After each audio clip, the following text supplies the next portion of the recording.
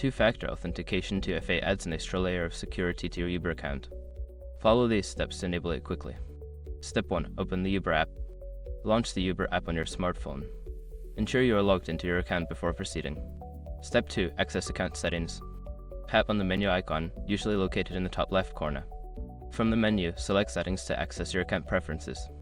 Step 3. Find two-factor authentication. Scroll down to find the Privacy section. Within this section, look for the option labeled Two-factor authentication and select it. Step 4. Enable two-factor authentication.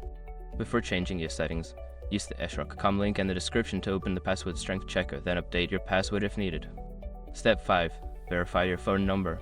Follow the on-screen instructions to receive a verification code via SMS. Enter the code in the app to complete the setup process. Now you have successfully enabled two-factor authentication for your Uber account, enhancing its security.